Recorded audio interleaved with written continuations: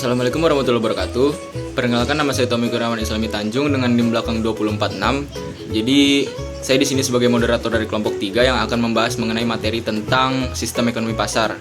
Sebelum kita lanjut ke pembahasan, kita akan memperkenalkan anggota kelompok kami terlebih dahulu. Jadi, di sini ada Hilyatur Rohmah dengan NIM belakang 2002, Revi Medina Fitri dengan NIM belakang 2020, Mutiara Zikra dengan NIM belakang 1028, Diana Dwi Fadilah Hananda Rosanti dengan NIM belakang 3008, Anissa Silmi Maulida dengan NIM belakang 2026, Aisyah Latifah Syahdev dengan NIM belakang 1036, Zahara Gracia Indi dengan NIM belakang 2004, Indah Kusuma Putri dengan NIM belakang 1026, dan saya sendiri sebagai moderator Tommy Kurniawan Islami Tanjung dengan NIM belakang 2046. Jadi pada kesempatan ini kami akan membahas mengenai sistem ekonomi pasar, yaitu sistem ekonomi yang memberikan kebebasan kepada individu dan swasta dalam mengelola sumber daya serta menentukan kegiatan produksi dan konsumsi melalui mekanisme pasar. Dalam sistem ini, harga, jumlah produksi, dan distribusi barang ditentukan oleh interaksi antara permintaan dan penawaran, bukan oleh perencanaan terpusat oleh pemerintah. Baik, kita lanjut ke materi yang pertama, yaitu tentang konsep kepemilikan dalam sistem ekonomi pasar. Yang pertama itu ada kepemilikan pribadi atau private ownership. Jadi, dalam kepemilikan pribadi atau private ownership ini sendiri, poinnya itu yang pertama ada kepemilikan pribadi atas faktor produksi. Dalam sistem ekonomi pasar, individu atau swasta memiliki hak atas faktor produksi seperti tanah, tenaga kerja, modal, dan teknologi. Artinya negara tidak secara langsung menguasai seluruh sumber daya ekonomi, melainkan memberikan ruang bagi masyarakat untuk memilikinya secara sah. Yang kedua tuh ada hak penuh menentukan penggunaan sumber daya. Pemilik memiliki kebebasan untuk menentukan bagaimana sumber daya digunakan, apakah untuk produksi, investasi, disewakan, atau dijual. Kebebasan ini memungkinkan pengambilan keputusan yang cepat dan fleksibel sesuai kondisi pasar. Jadi yang ketiga itu mendorong investasi dan inovasi. Karena hasil usaha dapat dinikmati secara pribadi, individu terdorong untuk berinvestasi dan berinovasi. Harapan memperoleh keuntungan menjadi insentif utama untuk menciptakan produk, teknologi, dan metode produksi yang lebih efisien. Yang kedua tuh ciri-cirinya itu ada konsep kepemilikan itu ada perlindungan hukum terhadap hak milik. Adanya jaminan hukum atas kepemilikan. Jadi sistem ekonomi pasar memerlukan aturan hukum yang jelas untuk melindungi hak milik. Kepemilikan diakui dan dijamin oleh undang-undang sehingga tidak dapat diambil secara sewenang-wenang. Menjamin keamanan investasi. Perlindungan hukum memberikan rasa aman bagi investor. Dengan adanya kepastian hukum, pelaku ekonomi lebih percaya diri dalam menanamkan modal karena hak dan hasil usahanya itu dilindungi. Menjaga stabilitas sistem ekonomi. Ketika hak milik dihormati, konflik kepemilikan dapat diminimalkan. Hal ini menciptakan stabilitas ekonomi dan meningkatkan kepercayaan dalam aktivitas pasar. Yang ketiga itu ada kepemilikan dalam literatur kapitalis. Individu sebagai pusat pengambilan keputusan ekonomi. Dalam literatur kapitalis, individu dipandang sebagai aktor utama dalam kegiatan ekonomi. Keputusan produksi, konsumsi, dan distribusi ditentukan oleh pilihan individu, bukan oleh perencanaan terpusat negara. Interaksi pasar menentukan harga dan produksi. Harga dan jumlah produksi ditentukan oleh mekanisme permintaan dan penawaran. Pasar menjadi ruang interaksi antara produsen dan konsumen untuk mencapai keseimbangan. Kepentingan pribadi menggerakkan sistem. Dorongan untuk memenuhi kebutuhan dan memperoleh keuntungan pribadi justru menjadi kekuatan yang menggerakkan roda perekonomian secara keseluruhan. Selanjutnya kita lanjut ke materi yang kedua, yaitu motif dalam sistem ekonomi pasar. Jadi yang pertama itu ada motifnya motif keuntungan atau profit motif. Motif keuntungan ini itu ada ciri juga seperti contohnya keuntungan sebagai tujuan utama. Perilaku ekonomi dalam sistem pasar umumnya bertujuan memperoleh keuntungan maksimal. Keuntungan menjadi ukuran keberhasilan suatu usaha. Yang kedua tuh mendorong efisiensi produksi. Untuk memperoleh keuntungan lebih besar, produsen berusaha menekan biaya dan meningkatkan produktivitas. Hal ini mendorong penggunaan sumber daya secara lebih efisien. Yang ketiga tuh merangsang inovasi. Persaingan dan keinginan memperoleh laba memicu pelaku usaha untuk menciptakan produk baru, meningkatkan kualitas, atau menemukan teknologi yang lebih efisien. Motif yang kedua itu motif kepentingan pribadi atau self-interest. Individu bertindak berdasarkan kepentingan pribadi. Setiap individu mengambil keputusan ekonomi untuk memenuhi kebutuhan dan kepentingannya sendiri, baik sebagai konsumen maupun produsen. Dalam motif kepentingan pribadi ini juga ada yang namanya pilihan rasional dalam ekonomi. Dalam teori ekonomi klasik, individu diasumsikan bertindak rasional, yaitu memilih alternatif yang memberikan manfaat terbesar dengan biaya sekecil mungkin, pelit. Yang ketiga itu ada konsep invisible hand. Menurut Adam Smith, kepentingan pribadi yang dikejar individu secara tidak langsung akan membawa manfaat bagi masyarakat melalui mekanisme pasar yang disebut invisible hand atau tangan tak terlihat. Yang ketiga tuh motifnya tuh ada peran persaingan dalam motifnya ini sendiri. Adanya persaingan bebas antara produsen. Sistem ekonomi pasar mendorong kompetisi di antara pelaku usaha. Tidak ada satu pihak yang secara mutlak menguasai pasar, atau contohnya tuh dalam kondisi persaingan sempurna ya. Harga terbentuk secara alami di pasar. Harga barang dan jasa ditentukan oleh interaksi antara permintaan dan penawaran, bukan ditetapkan oleh pemerintah secara langsung. Meningkatkan kualitas dan efisiensi. Persaingan mendorong produsen meningkatkan kualitas produk dan layanan, serta menekankan biaya agar tetap kompetitif. Konsumen pun diuntungkan dengan pilihan yang lebih beragam dan harga yang lebih wajar. Mungkin itu saja materi yang dapat saya sampaikan, yaitu konsep kepemilikan dan motif dari sistem ekonomi pasar ini sendiri. Materi selanjutnya mungkin akan dijelaskan oleh rekan saya. Sekian, terima kasih. Baik, di sini saya akan melanjutkan materinya, yaitu saya akan menjelaskan tentang kebebasan memilih dan juga kompetisi dalam sistem ekonomi pasar. Nah, dalam sistem ekonomi pasar, kebebasan memilih itu berlangsung melalui keputusan ekonomi yang dibuat secara mandiri oleh setiap pelaku ekonomi.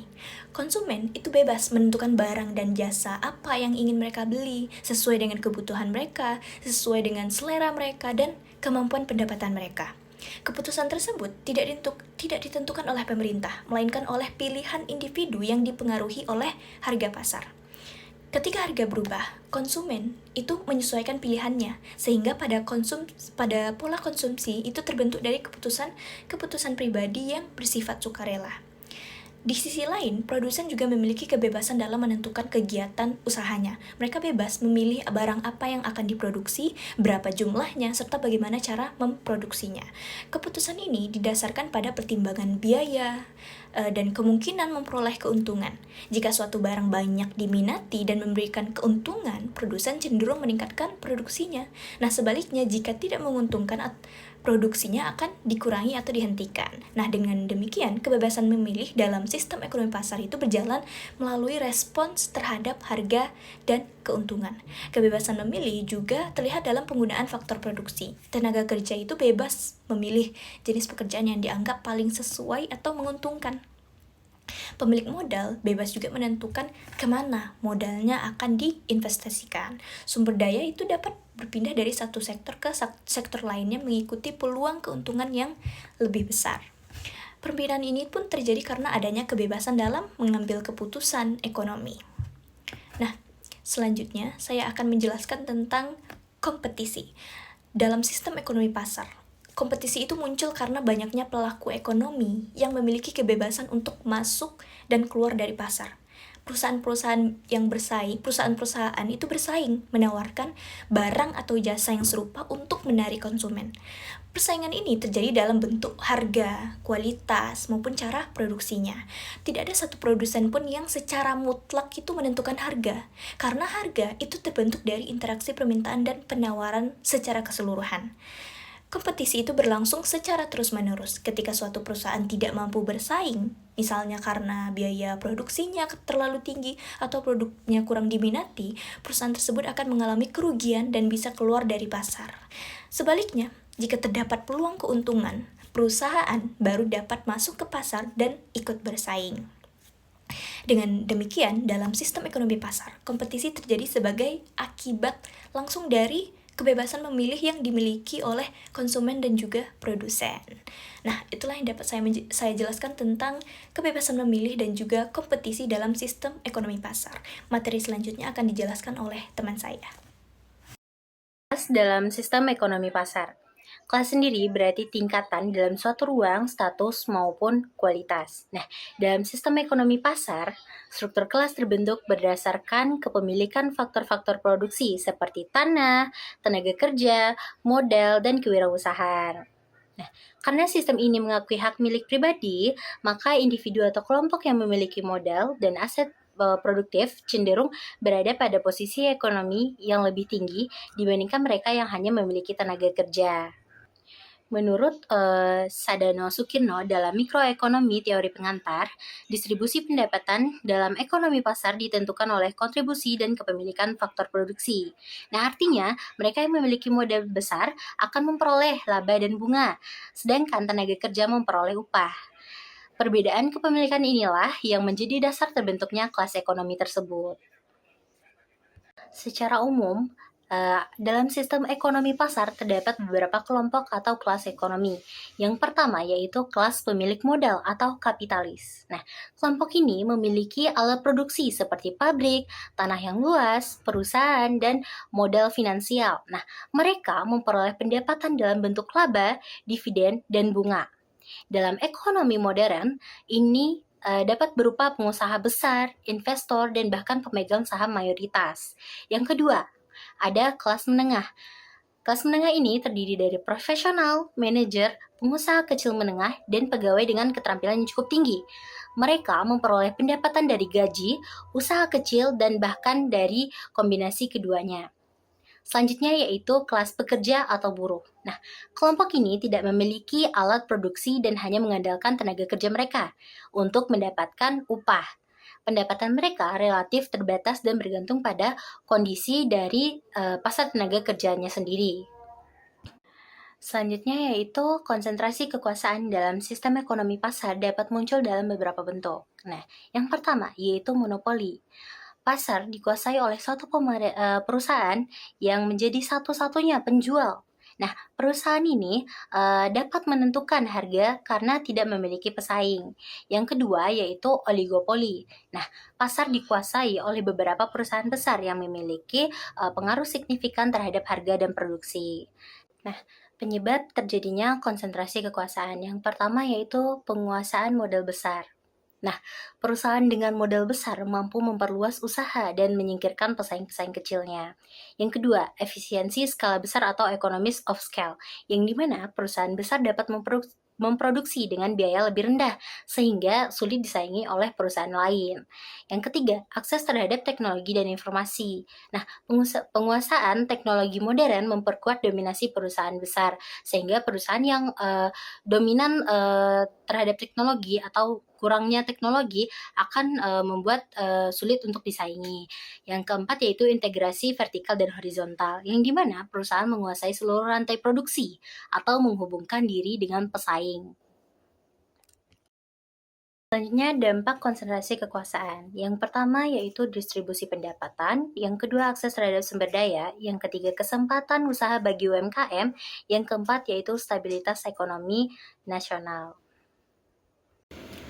Baik, di sini saya akan menjelaskan materi sumber daya dalam sistem ekonomi pasar. Yang pertama itu ada hak milik pribadi. Dalam sistem ekonomi pasar, hak milik pribadi menjadi dasar utama individu maupun perusahaan memiliki kebebasan.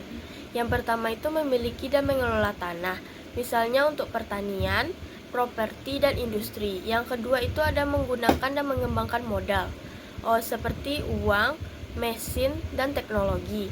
Yang ketiga ada menawarkan atau menyewa tenaga kerja sesuai kesepakatan kontrak.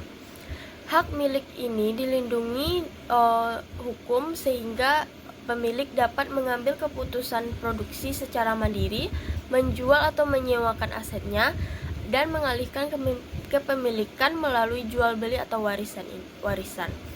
Prinsip ini menjadi ciri utama sistem yang dipopulerkan oleh pemikiran seperti Adam Smith yang menekankan kebebasan individu dalam kegiatan ekonomi.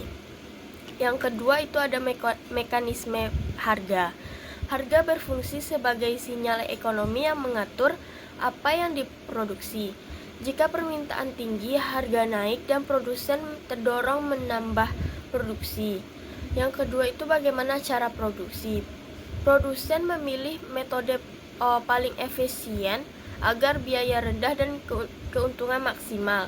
Yang ketiga itu ada siapa diproduksi. Barang dan jasa akan dibeli oleh mereka yang mampu dan mau membayar. Contohnya jika harga cabai naik karena kelangkaan, petani akan menanam lebih banyak cabai.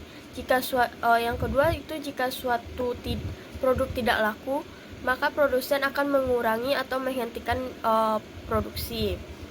Mekanisme ini sering disebut sebagai tangan tak terlihat atau invisible hand yang mengatur pasar tanpa campur tangan langsung pemerintah.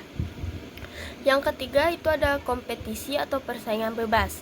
Persaingan antar produsen memiliki beberapa dampak. Yang pertama itu efisiensi biaya. Perusahaan menekan biaya agar harga kompetitif. Yang kedua itu inovasi.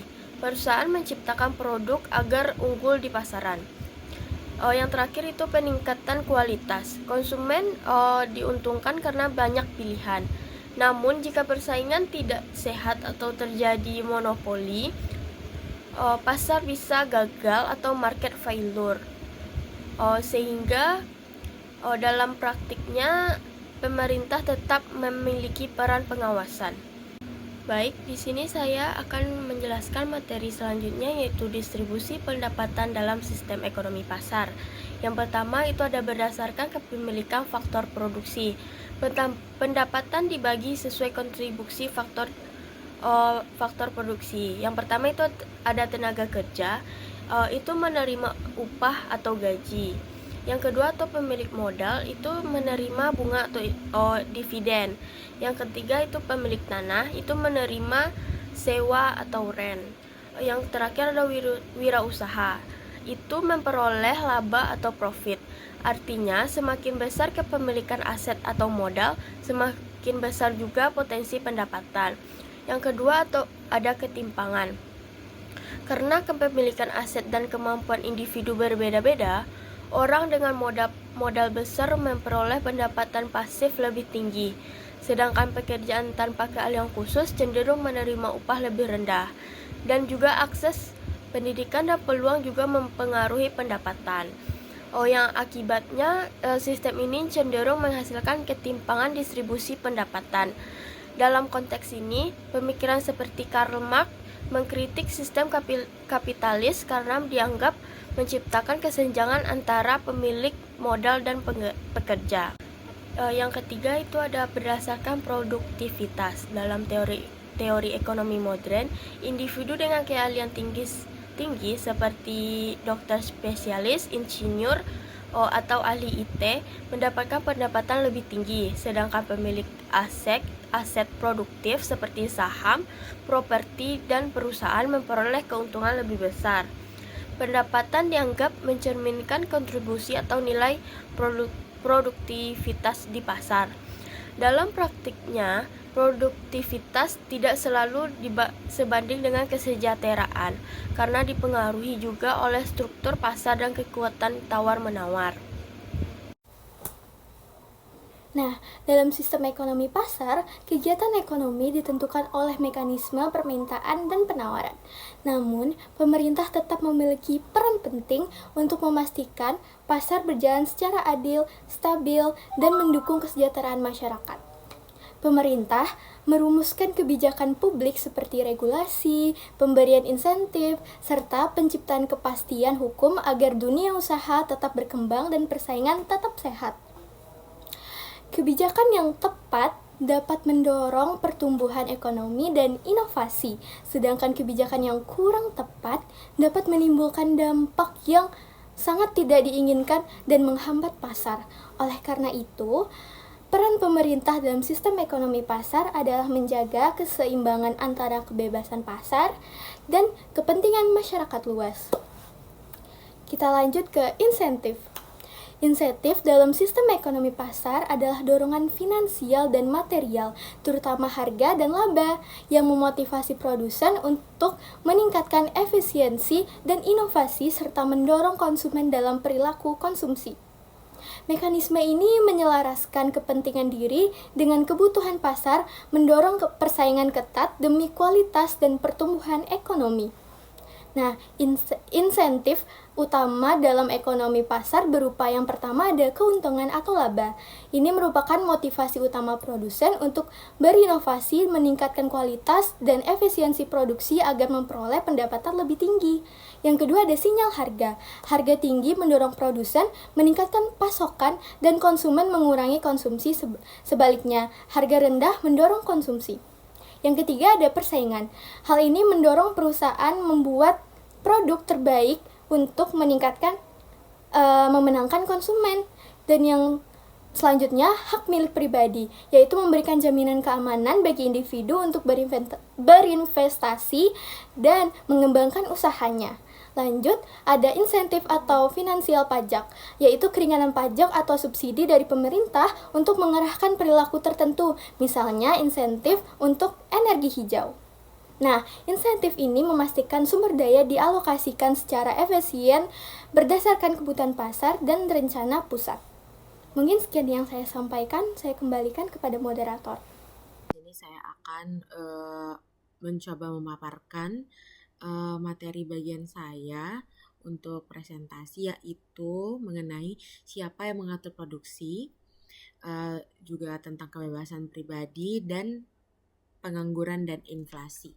Jadi dalam sistem pasar ekonomi, terutama kegiatan ekonomi, itu diatur oleh mekanisme pasar. Mekanisme pasar yang seperti apa? Yaitu yang seperti interaksi antara permintaan dan penawaran. Yang artinya di sini keputusan ekonomi itu tidak sepenuhnya ditentukan oleh pemerintah, melainkan oleh pelaku ekonomi seperti produsen dan konsumen. Poin pertama yaitu mengenai siapa yang mengatur produksi. Dalam sistem pasar, produksi itu diatur oleh produsen berdasarkan permintaan konsumen. Jadi jika suatu barang banyak diminati, produsen akan meningkatkan produksinya. Namun sebaliknya, jika permintaan turun, maka produksi juga akan dikurangi. Nah, di sini harga itu menjadi sinyal utama yang memberitahu produsen nantinya barang apa yang harus dibuat, berapa jumlahnya, dan bagaimana cara memproduksinya. Jadi, pasar secara tidak langsung menjadi pengatur produksi itu sendiri. Yang kedua, itu tentang kebebasan pribadi.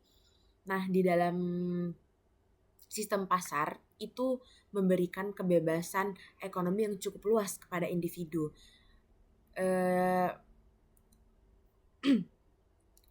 Seperti konsumen bebas memilih barang atau jasa yang ingin dia beli sesuai dengan kebutuhan dan kemampuan mereka.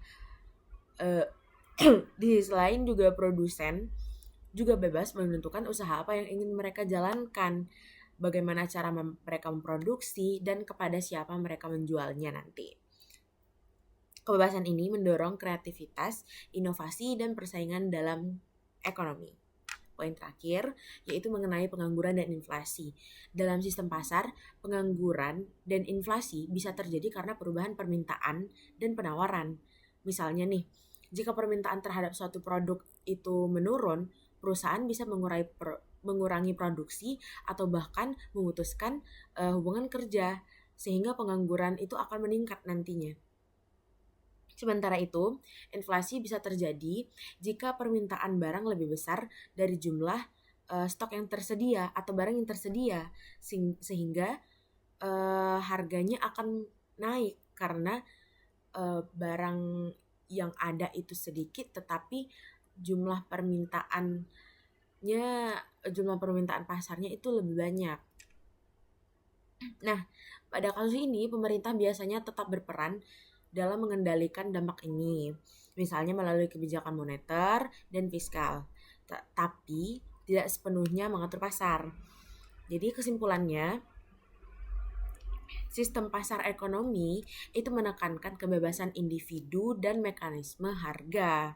Sebagai apa? Sebagai pengatur utama aktivitas ekonomi. Namun, sistem ini juga memiliki tantangan, terutama dalam menjaga stabilitas ekonomi seperti pengangguran dan inflasi. Mungkin sekian pemaparan sedikit materi dari saya.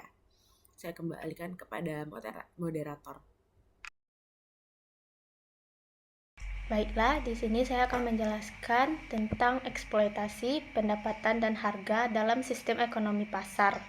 Yang pertama yaitu konsep eksploitasi dalam perspektif Karl Marx. Menurut Karl Marx, dalam Das Kapital, eksploitasi terjadi karena buruh menghasilkan nilai barang yang lebih besar daripada upah yang mereka terima. Selisih nilai tersebut disebut nilai lebih atau surplus value, dan menjadi keuntungan bagi kapitalis. Eksploitasi terjadi karena alat produksi seperti pabrik, mesin, tanah, dan modal dimiliki oleh kapitalis. Buruh yang tidak memiliki alat produksi harus menjual tenaga kerjanya sehingga posisi tawarnya lebih lemah. Dan yang kedua yaitu konsep eksploitasi dalam perspektif neoklasik. Menurut Alfred Marshall dalam Principle of Economics, upah ditentukan oleh produktivitas marginal tenaga kerja. Artinya, pekerja dibayar sesuai dengan tambahan hasil yang ia berikan. Dalam pasar yang benar-benar kompetitif, setiap faktor produksi mendapat balasan sesuai kontribusinya, sehingga eksploitasi dianggap tidak terjadi. Nah, yang kedua yaitu konsep pendapatan dalam ekonomi pasar. Menurut Adam Smith, dalam The Wealth of Nations, pendapatan dibagi menjadi 4 bagian. Yang pertama yaitu upah atau wage untuk tenaga kerja, sewa atau rent untuk tanah, bunga atau interest untuk modal, dan laba atau profit untuk pengusaha. Distribusi pendapatan tergantung pada siapa yang memiliki faktor produksi. Karena itu, kepemilikan sangat memengaruhi ketimpangan ekonomi. Dan yang ketiga yaitu distribusi pendapatan dalam perspektif Ricardo. Menurut David Ricardo, dalam On the Principle of Political Economy and Taxation, pendapatan terbagi 3 kelas. Yang pertama, buruh sebagai yang menerima upah, kapitalis yang menerima laba, dan tuan tanah yang menerima sewa. Ricardo melihat adanya persaingan kepentingan antar kelas dalam pembagian pendapatan. Yang keempat yaitu distribusi pendapatan dalam perspektif modern. Menurut Paul Samuelson dan William Nordhaus dalam Economics, distribusi pendapatan ditentukan oleh permintaan dan penawaran faktor produksi. Jika permintaan tenaga kerja tinggi, maka upah naik. Dan jika modal langka, maka bunga naik. Distribusi dipandang sebagai hasil mekanisme pasar. Dan yang kelima yaitu konsep harga dalam ekonomi pasar. Harga terbentuk dari interaksi permintaan dan penawaran. Menurut Ricardo, harga dipengaruhi biaya produksi, ya tentunya terutama tenaga kerja. Dan menurut Marshall, harga keseimbangan terjadi saat jumlah yang diminta sama dengan jumlah yang ditawarkan. Menurut Samuelson dan Nordhaus, harga berfungsi sebagai yang pertama sebagai sinyal informasi, yaitu untuk menunjukkan kelangkaan. Yang kedua sebagai insentif ekonomi, sebagai pendorong produksi. Dan yang terakhir yaitu sebagai alat alokasi sumber daya. Jadi sistem harga membuat ekonomi berjalan tanpa perlu diatur secara terpusat. Baik, sekian dari saya. Saya kembalikan kepada moderator. Baik, di sini saya akan menjelaskan materi tentang efisiensi, pajak, dan pembangunan dalam ekonomi pasar. Baik, materi yang pertama, pengertian efisiensi dalam ekonomi pasar, yaitu efisiensi adalah penggunaan sumber daya, tenaga kerja, modal, bahan baku secara optimal untuk menghasilkan barang dan jasa sebanyak mungkin dengan biaya serendah mungkin. Jenis efisiensi dalam ekonomi pasar itu yang pertama efisiensi produksi, efisiensi atau efisiensi teknis. Itu terjadi ketika perusahaan memproduksi barang dengan biaya paling rendah menggunakan teknologi terbaik tanpa pemborosan sumber. Karena adanya persaingan perusahaan yang tidak efisien akan kalah dan keluar dari pasar. Yang kedua itu ada efisiensi alokatif, yang dimana terjadi ketika sumber daya dialokasi sesuai kebutuhan dan keinginan masyarakat.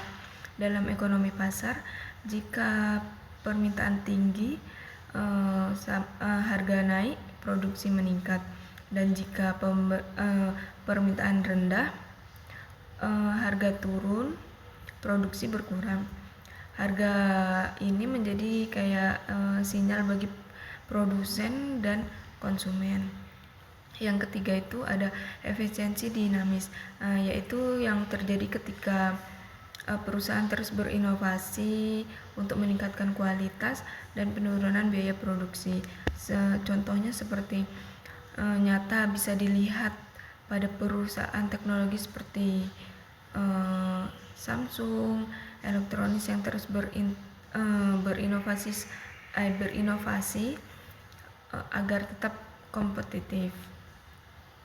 Nah, yang kedua itu pajak dalam sistem ekonomi pasar, di mana sistem ekonomi pasar adalah sistem di mana kegiatan ekonomi ditentukan oleh mekanisme permintaan dan penawaran, serta harga terbentuk secara bebas di pasar. Dalam sistem ini, pemerintahan memiliki peran terbatas, tetapi pajak tetap menjadi instrumen penting, yang dimana itu ada satu membiayai barang publik. Itu ekonomi pasar tidak secara alami menyediakan barang publik seperti jalan raya, pertahanan, pendidikan dasar, karena barang tersebut tidak selalu menguntungkan secara langsung bagi swasta. Pemerintahan membiayai melalui pajak. Nah, yang kedua itu mengatasi kegagalan pasar atau market failure, yang dimana ekonomi pasar bisa mengalami kegagalan pasar seperti monopoli, pencemaran lingkungan, ketimpangan pendapatan. Pajak digunakan untuk mengatasi hal tersebut, misalnya pajak lingkungan untuk mengurangi polusi, pajak progresif untuk retribusi pendapatan. Nah, yang ketiga itu menjaga stabilitas ekonomi, yang dimana dalam sistem ekonomi pasar fluktuasi atau naik turun ekonomi sering terjadi. Pajak dapat digunakan sebagai alat kebijakan fiskal untuk mengurangi pajak saat resesi, meningkatkan daya beli, atau menaikkan pajak saat inflasi tinggi, mengurangi permintaan berlebihan.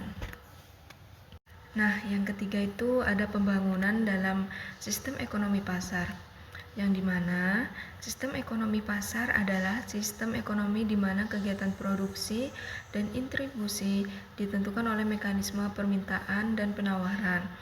Dalam sistem ini, pembangunan terutama didorong oleh inisiatif swasta, investasi, dan persaingan bebas.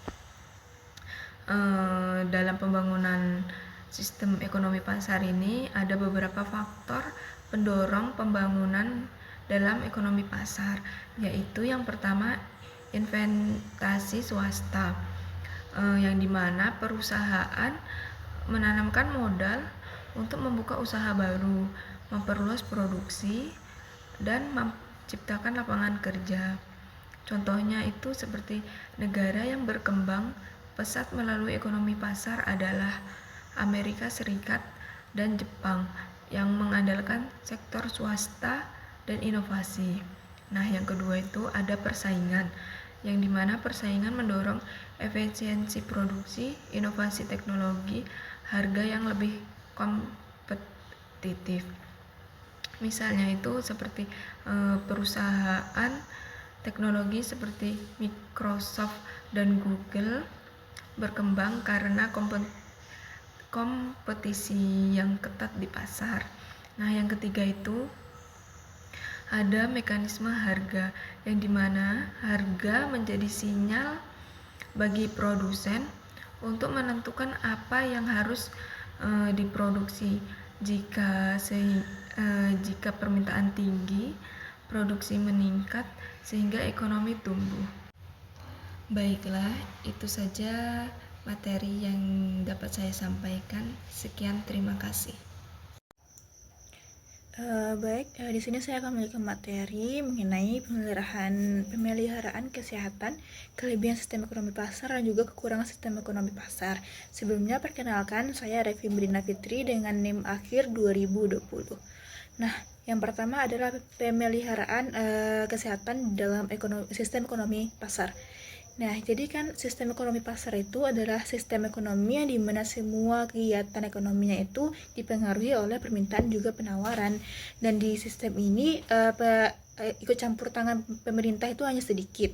Nah, jadi bagaimana persoalannya soal pemeliharaan kesehatan?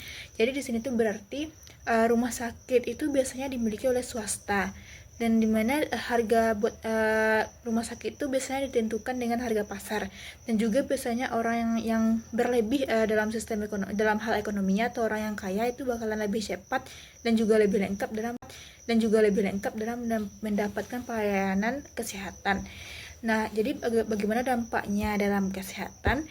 Yaitu yang pertama adalah jauh lebih kita tuh bakalan dilayani dengan teknologi yang modern dan juga lebih canggih, karena di sini tuh perusahaan selalu bersaing dalam berinovasi. Tetapi yang kedua adalah biayanya itu cenderung mahal, karena di sini campur tangan pemerintah itu sangat sedikit. Dan yang ketiga adalah bagi orang miskin itu sangat sulit sekali untuk mendapatkan akses kesehatan jika tidak memiliki asuransi. Nah, jadi selanjutnya adalah kelebihan dari sistem ekonomi pasar. Yang pertama adalah efisien, karena setiap rumah sakit itu pasti akan melakukan persaingan, di mana mereka pasti akan selalu mengupdate semua teknologinya menjadi lebih baru dengan harga yang dimaksimalkan lebih rendah lagi. Lalu yang kedua adalah inovasi canggih, yang dimana karena adanya persaingan tadi lebih rendah lagi. Lalu yang kedua adalah inovasi canggih, yang dimana karena adanya persaingan tadi, rumah sakit pasti akan berusaha untuk membentuk atau menciptakan obat-obat baru yang lebih modern. Lalu yang ketiga adalah kebebasan memilih. Jadi di sini kita akan jauh lebih bebas memilih rumah sakit dan juga dokter serta asuransi yang kita mau sesuai dengan kebutuhan kita. Lalu keempat, teknologinya yang canggih. Jadi di sini kita akan dilayani dengan teknologi yang canggih, karena selalu pihak rumah sakit selalu berusaha untuk membuatnya menjadi lebih modern lagi. Nah, selanjutnya adalah kelemahan dari sistem ekonomi pasar. Jadi kelemahannya itu yang pertama adalah tidak merata. Jadi di sini bagi orang yang miskin itu cenderung lebih susah mendapatkan layanan akses kesehatan. Jadi orang yang kaya itu bakalan lebih cepat dan lebih lengkap dalam mendapatkan akses kesehatan tadi, karena mereka itu mempunyai ekonomi itu berlebih gitu. Jadi orang kaya itu lebih didahulukan di sini. Lalu yang kedua adalah biayanya yang cukup mahal.